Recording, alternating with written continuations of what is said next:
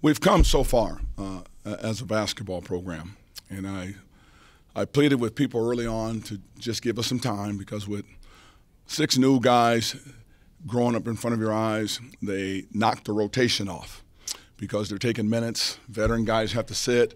Everybody's got to get comfortable again. We got to grow and evolve. And we really hit our stride, obviously, last weekend. This team still has a lot of growth potential left, because Washington is the best team in the league by far, and they're a really good basketball team. They were really good last week. They're going to be really good next week. Their growth is already there. They're there. We're not there. Individually, we can get better. You look at a guy like Marvin Cannon, was phenomenal tonight. Jazz Coots played on one ankle, turned his ankle 2 days ago, and you look at his production in the game. So as Marvin goes, CJ still goes, Jazz has potential to go. There's growth potential individually that allow us to grow as a team that's going to get us better. So I'm pleased with how they've hung in there, how far we've come, because we're in the second half of the conference, and we just feel like we can play, we can beat anybody.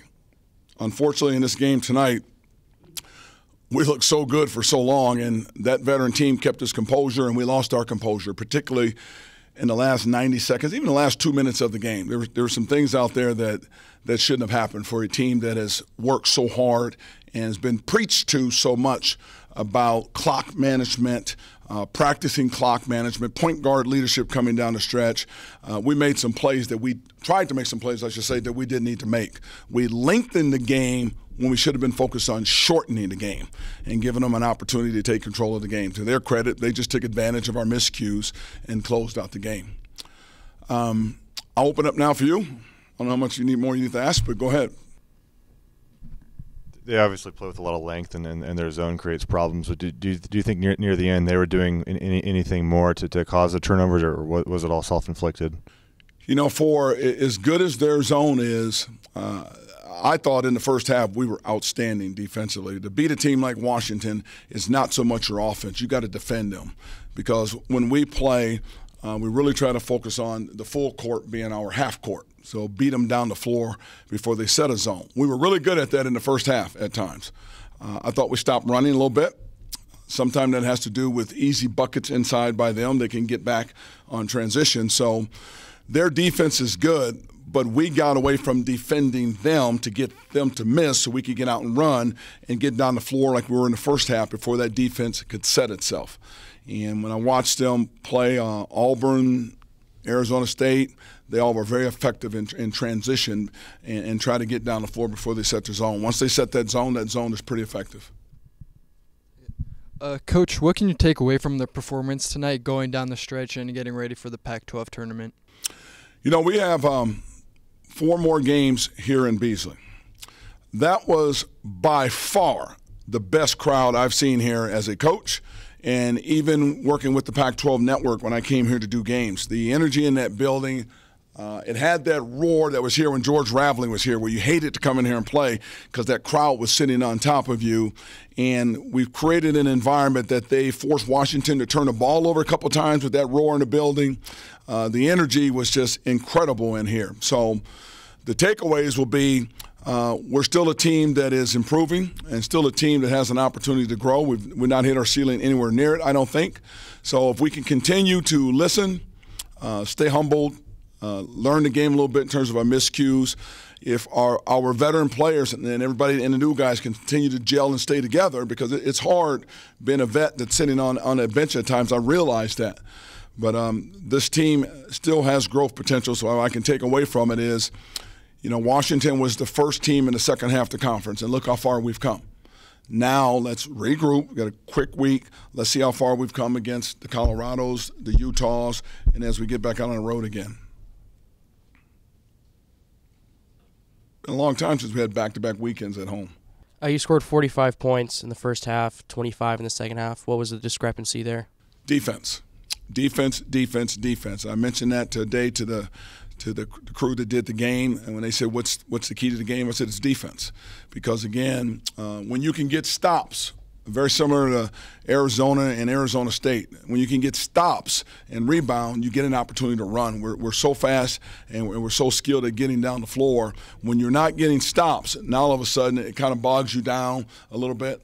And I just thought our defense got away from doing the job we needed to do in that second half, just making tough plays. There's some plays there we could have made where Dickerson had 3 or 4 tip-ins, putbacks, and things like that I felt affected our running game. You enjoyed a 33-27 rebounding advantage. That wasn't the case when you played in Seattle. Was there anything that you saw in your scout heading into this game that might have impacted that final stat? The thing that's impacting and the way you can out-rebound in Arizona State, Arizona, and now you out-rebound a Washington. I haven't looked at a stat sheet, but I'm assuming you're correct on all that. But the big thing that's different is the length of Jazz, the length of Marvin. Those guys are long and athletic. And you can put a lineup of CJ, Robo, Isaiah, Marvin, and you throw Jazz in there, and then here comes Jeff, and here comes Gervais. That's a big, long team. And they're not only are they big, Marvin led the junior college tournament in rebounding as a 4-man. And you saw his athleticism tonight. Jazz is a tough rebounder, very smart. CJ is just a competitor on the glass. Isaiah was a warrior in junior college on the glass. So we've recruited guys that can rebound the ball, gang rebound, and as they have gotten more minutes, they're understanding now when they can go attack, and that's been the difference. And we're blocking out better, but it's really those guys' ability to go get the ball. With them keying in on a Robo, obviously, in the first half and sort of limiting his attack. With your floor coming – with Robert being kind of keyed in on the first half and them limiting his output, when they are keying in on your floor calming leader like that, are there any adjustments you make, or do you feel like it'll come? I told him it wasn't so much they were keying on him, it was the rhythm of the game. I told him just relax and let the game come to him. There was a point in time, I think, when him and CJ both were out of the game, certainly one or the other, and I think we built the lead then with the group that was on the floor. So them keying on Robo gave other players, Marvin, Cannon, Jazz, an opportunity to step up because those are good players. So it doesn't hurt us when Robo gets keyed on. He did a very good job of distributing the ball and letting the game come back to him and hit some big threes down the stretch to bring us back when we got down a little bit as well too. So hats off to him. And we had a tough close to the game for him and all of us, but I thought he did a good job of relaxing and letting the game come to him. It wasn't so much they were keying on him, it was just other people had an opportunity to score, and they did a nice job of stepping up and scoring. Just before that final UW inbound, it looked like there were some guys standing up on your bench, maybe calling for something. Was there something you guys thought you saw? I thought it was a 5-second, but I can't. Referees are really good at this level. You sit there on the sideline, and my 1, 2, 3, 4, 5 might be better than his 1, 2, 3, 4, 5. So we were hoping to get a 5-second count. That's what we talked about at the timeout, putting Robo on the ball, jumping him off, seeing if we can get that 5-second count because we needed the ball back at that point in time to still give ourselves a chance to score and win the game. We're still right there to win the game. If you can get them to call a 5-second count, now you get an inbound to tie or win the game. So you had a lot of issues with turnovers on offense, especially passing the ball. Seems like there's a lot of overthrown passes. So what was kind of going on there?